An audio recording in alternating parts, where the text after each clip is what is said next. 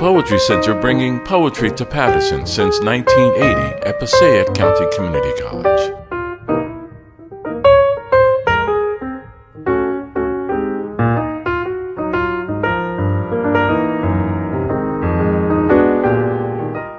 Excuse me, our next reader is Robert Sward, and he's taught at Cornell University, the Iowa Writers Workshop, and University of California at Santa Cruz, a place that you really would want to go to, I must say. Guggenheim Fellow, he was chosen by Lucille Clifton to receive a Villa Montalvo Literary Arts Award. Redhead Press published Sward's new and selected poems, a work culled from Sward's more than 50 years of writing, including previously unpublished poems and selections from his 20-plus books of poetry. Chicago-born, a U.S. Navy veteran, he lives now in Santa Cruz, California, with his wife, visual artist Gloria K. Alford. And I'll say that I met Robert Sward at AWP at a reception, and he sat down and we started talking, and he said, "Here's my book," and I opened it, and I read a poem of his that was so amazing, and I thought, how could I not have heard of this man before? This is so wonderful. So I knew immediately that I had to ask him to come and read at the Poetry Center, because when I find a poet whose work seems to me to be so alive and truth-telling, I want to share it with you guys. So let's welcome Robert Sward.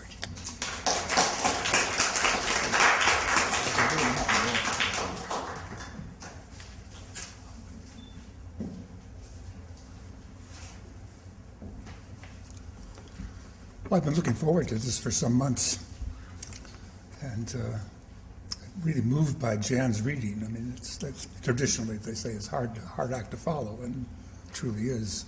For me, can you hear me okay back there? Right, Robert, lift that up. Yeah. How's that? She's much taller than Jan. How's that? John? Yes, you can continue talking, and I can Okay. listen to my... For me, I know I'm really getting something out of a poetry reading when I'm following every single line, every single word, every single phrase. In a good reading, I might get this 3 or 4 times, but with Jan's reading today, I got every line. And it's not my skill, it's just her material. And I want to thank Maria, and I want to thank the people who were in my workshop today.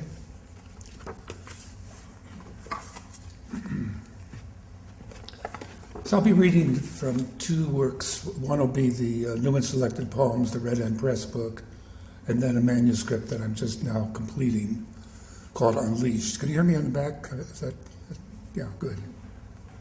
So the new book is going to be called Unleashed, The Dogs in My Life. And as an epigraph, what does it mean to be a dog in 21st century America?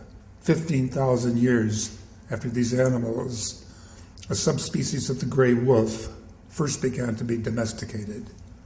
I'm a lover of dogs, and it amazes me to think that, poodles, Shih Tzus, German Shepherds, all derive from one particular animal, and that was the wolf. I have a few lines from Marianne Moore, which I've never forgotten. America, where there are no proofreaders, no silkworms, no digressions, the wild man's land, grassless, linkless, languageless country in which letters are written not in Spanish, not in Greek, not in Latin, not in shorthand, but in plain American, which cats and dogs can read. And that's what I aspire to do.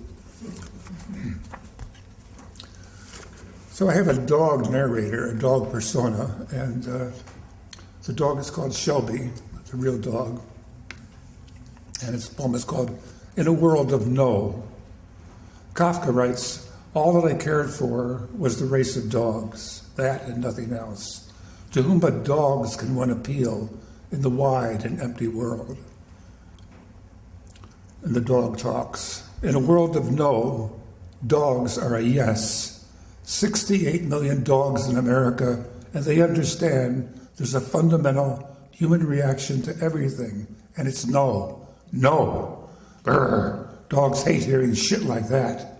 People, it's all no, and no, and no. They look at a dog sometimes, and the dog is on its back, say, on someone's lawn, legs in the air, rolling and bouncing. This is the hand I was dealt. I'm a dog, says the dog. It's not a problem. But people, look at me.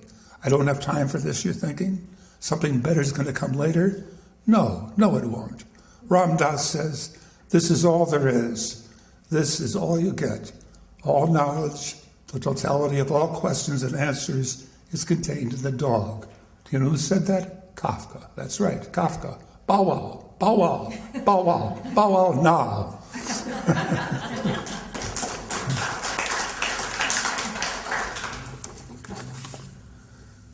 Another in the voice of Shelby, the world according to Shelby. The dog says, now shut up and let me bark. For starters, food has a way of anchoring thought, I'll tell you that. The stomach and the heart, they're the same things. But I want to know, after 10,000 years of domestication, what does it mean to be a dog anymore? Of course, 90% of our genetic makeup is the same as yours. I read shit like that. You think I need what? An interspecies relationship? Give me a bow, give me a wow, give me a bow wow wow. Remember, your woof woof is connected to your bow wow. Be cool, love like war. Winner is who stays longer. You know, sometimes it's just good to hang out with your own kind.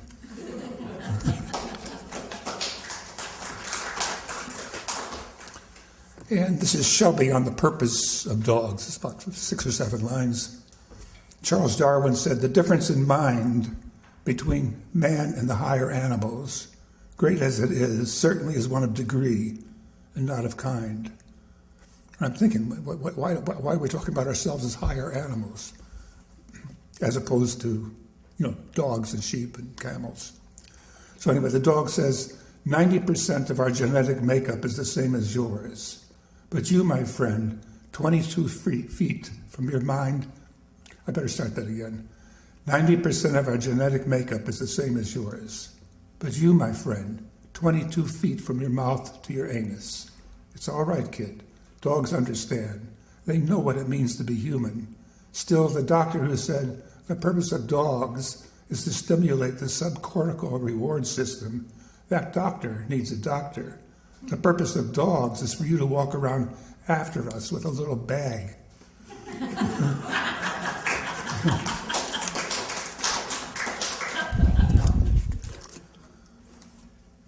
And just a couple more from this selection.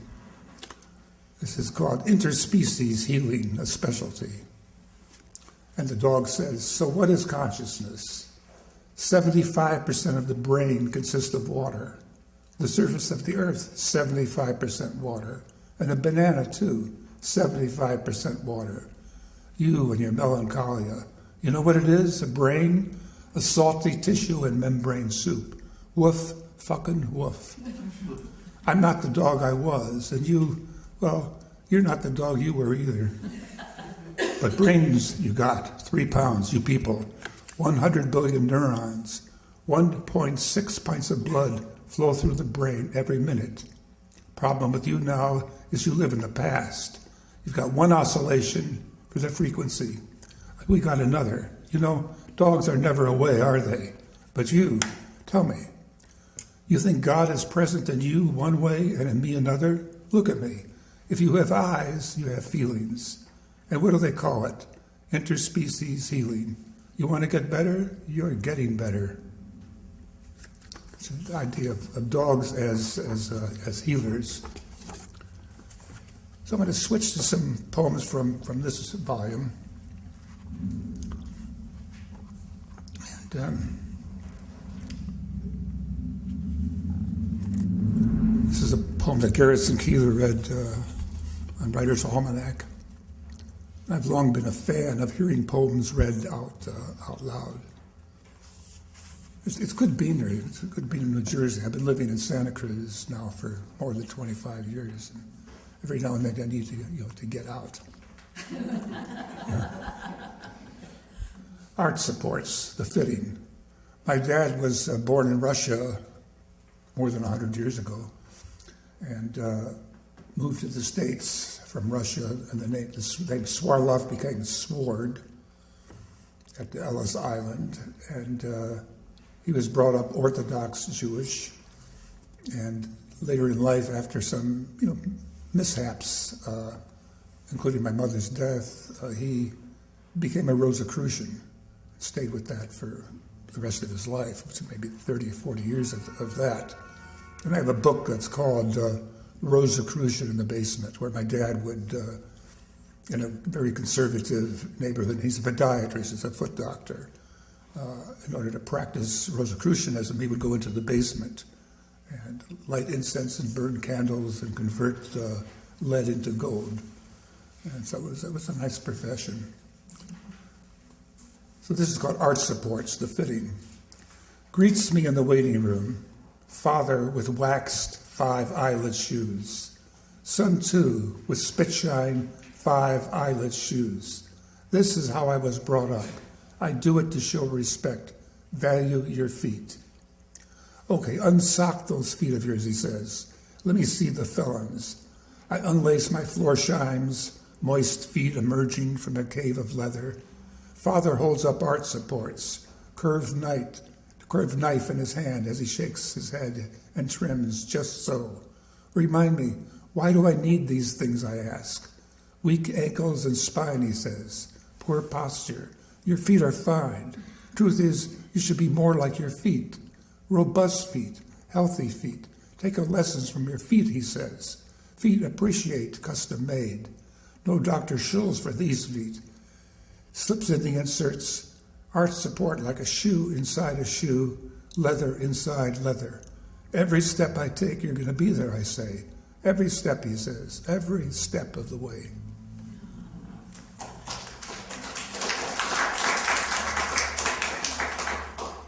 And had an earlier book called God is in the Cracks.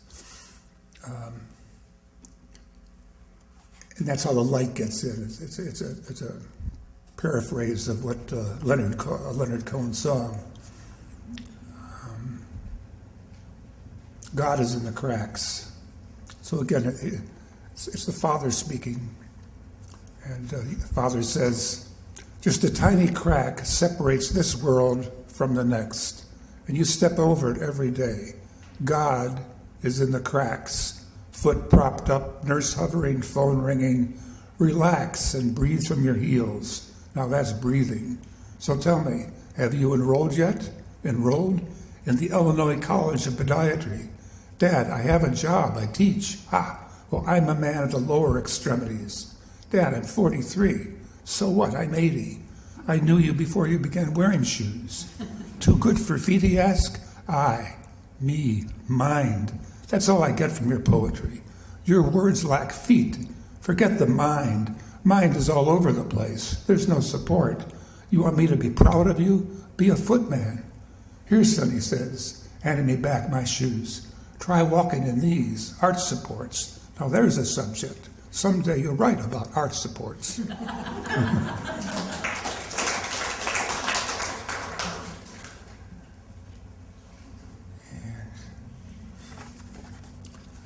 I'm just going to see maybe one or two more. I can see some of you are chomping at the bit because you want to come up and do readings of your own. I just have that feeling. Okay, this is my first poem, my first published poem, the title of my first book. It's called Uncle Dog, the Poet at 9. And this one is, it seems to me everything I've read today has been in the voice either of a dog or of my father. This one is in the voice of me, and it's in the voice of myself at age 9. And again, the voice is carrying okay in the back. I can't tell, I'm just a little hoarse. Uncle Dog, the Poet at 9. I did not want to be old Mr. Garbage Man, but Uncle Dog who rode sitting beside him. Uncle Dog had always looked to me to be truck-strong, wise-eyed, a cur-like Ford of a dog. I did not want to be Mr. Garbage Man because all he had was cans to do. Uncle Dog sat there, me beside him, emptying nothing, barely even looking from garbage side to side, like rich people in the back seats of chauffeur cars, only shaggy in an unwagging, tall, scrawny way. Uncle Dog belonged any just where he sat, but old Mr. Garbage Man had to stop at every single can. I thought, I did not want to be Mr. Everybody calls them that first. A dog is said dog or by name. I would rather be called Rover than Mr. and sit like a tough, smart mongrel beside a garbage man. Uncle Dog always went to places, unconcerned, without no hurry, independent like some leashless toot, honorable among scavenger can-picking dogs, and with a bitch at every other can, and meat his for the barking. Oh, I wanted to be Uncle Dog, sharp, high, fox-eared, curve-forward, truck-faced, with his pick of the bones, a doing truckman's dog, and not a simple child dog, nor friend to man, but an uncle traveling into himself, and a bitch at every second can.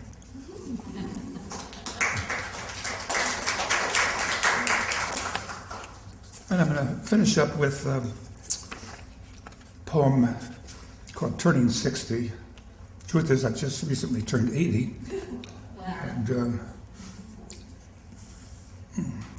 just have to find it. It seems to me that as people go from 20 to 30, 29 to 30, 39 to 40, 49 to 50, it's each experience is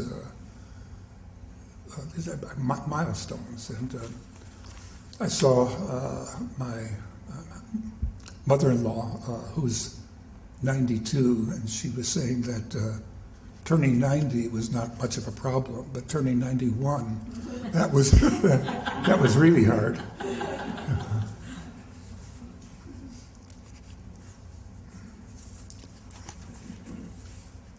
So I wrote a poem for myself, turning 60. Hard to believe that it was that long ago. A poem called Turning 60 it has a little epigraph. The first 40 years of life give us the text. The next 30 supply the commentary on it. That's from Schopenhauer. And turning 60, I had to turn to be the sort of person I am to books. The book I turned to in this case was Strunk White's Elements of Style. As an English teacher, where else are you going to go? Grammar as hymnal, seeking solace for the change in age. Seeking solace in a review of grammar, I turned to Strunk White's Elements of Style. Standing at attention, opening to the section on usage, I chanted and sang, uniting my voice with the voices of others, the vast chorus of the lovers of English. We sing a verb tense, past, present, and future. We sing the harmony of simple tenses. We lift our voice in praise of action words and the function of verb tense. We sing of grammar, which is our compass, providing as it does clues as to how we might navigate the future. At the same time, it illuminates the past. As a teacher, I talk, that's present. For 30 years as a teacher, I talked, that's past. It may only be part-time, but I will talk, that's future. And then the very last section is called Living the Future Perfect. I will have invoked the muse. I will have remembered to give thanks, knowing our origins are in the invisible, and that we once possessed boundless energy, but we're formless, and that we are here to know the things of the heart through touching. I will have remembered, too, that there is only one thing we all possess equally, and that is our loneliness. I will have loved. You will have loved. We will have loved. Thank you.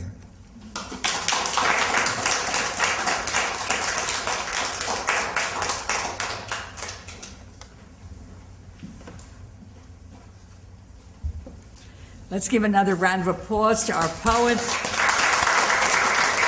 And You know that we'll go out and we'll have a reception, but also that the poets will go into the book signing room and we'll sign books for you if you'd like to purchase a book.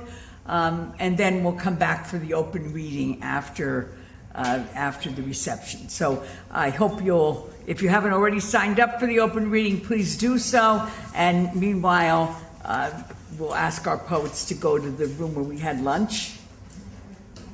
And thank you all for coming today. And we'll see you back here in a few minutes for the open reading. His partner, I think he might be married, so it might be easy. Anyway, whatever. They're both doctors. He had one of those pens that was about $1,000. And the guy left it. And Raphael left it. Don't ever say that. His partner was very angry about it. It was $1,000 pen. It was $1,000. Right. When he first started. $3. That was a bargain by comparison with the $1,000 pen. Okay, let's get this show on the road. Where's the people for the open reading? I saw one of them go in that room.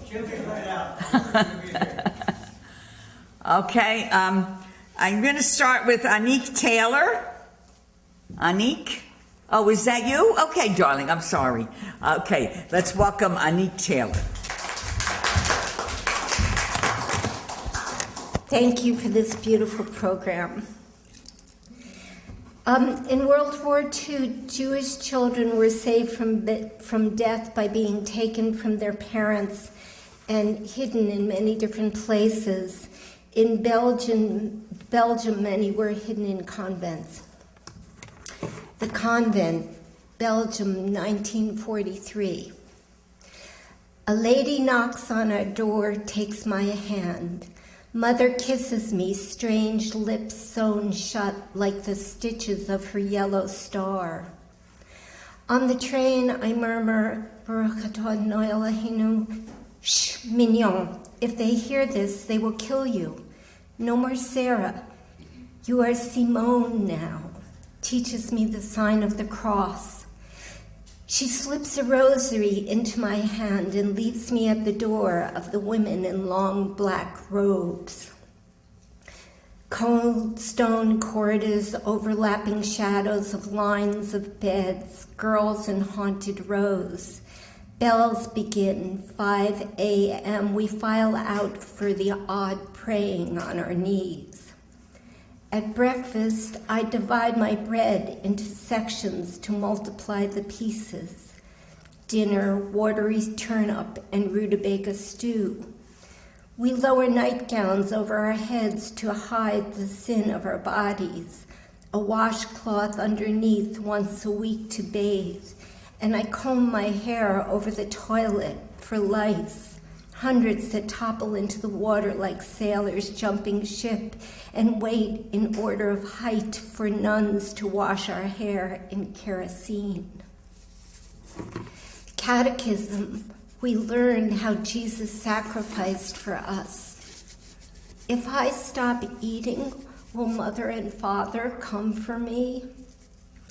When every throat is dark, every bed silent, I stretch starch sheets over my head, unlock my secret lips. Baruch atah Adonai, Baruch atah Adonai, hallowed be thy name, thy kingdom come. Am I the only one left? My parents vanished, my name disappeared. They will pour drops of water on my head and dress me in white gauze like a bride. Et exultavit spiritus meus. If I melt like sugar, like snow, how will God know me? Thank you.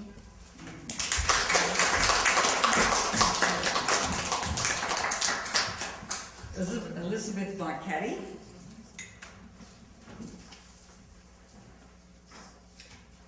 Changing my mind about what I'm going to read here. I hope I can, it's something I wrote this morning, so I hope I can read my writing.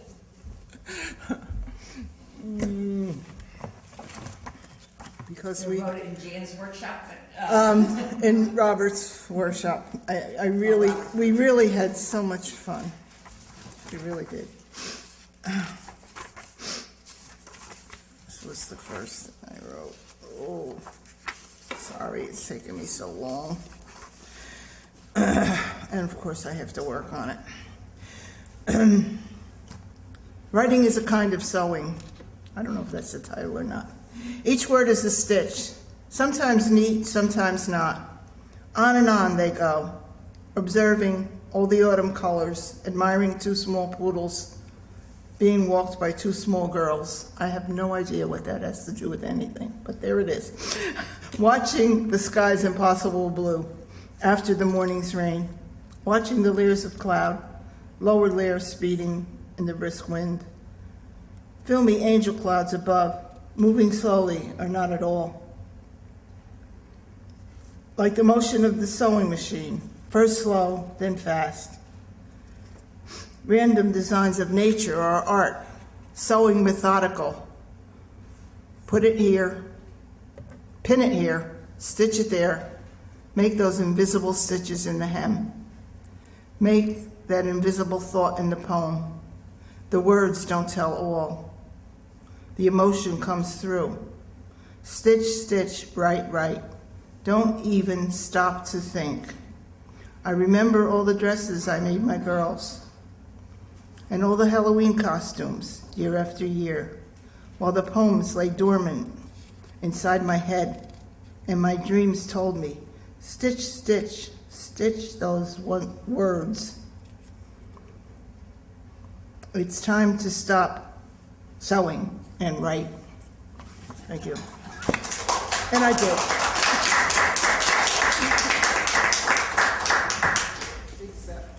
Diane Corey.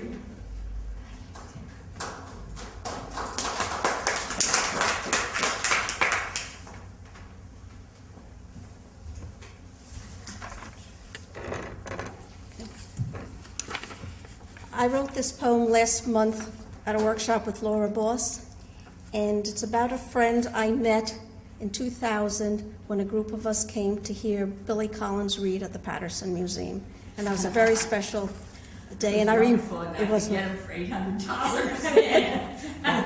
Now I can't get them at all. Okay, this is for Tippy, nee Zipporah. Her face is plumper, her hair thinner, a 3-inch scar across her crown, the unerasable sign of why she is here. At the convalescent home, she sits in a wheelchair at the end of a long corridor, sometimes chatting with new neighbors, more often watching who comes in, waiting for her husband to take her home. She considers a dilemma, how and when to tell her parents where she is, what's become of her. Her mother is on the 3rd floor, she says, yet she hasn't seen her since May. But her parents died long ago. She has no such dilemma. It is her brain under siege, a tumor recent and sudden that is taking who she was away from her, away from all of us, stealing her memories and sense of time, and keeping her stubborn in her efforts to unbelt herself so she can stand and escape the wheeled cage holding her. So she stands and falls again, now a scrape and bump ablaze on the back of her ravaged skull. How much does she understand, my friend Tippy, nee Zipporah, original member of my writing group, good critic and honorary big sister? Does she read our faces that try to stay cheery and know she will never go home? Her husband arrives and hears yet again, "When are you taking me home, bud?"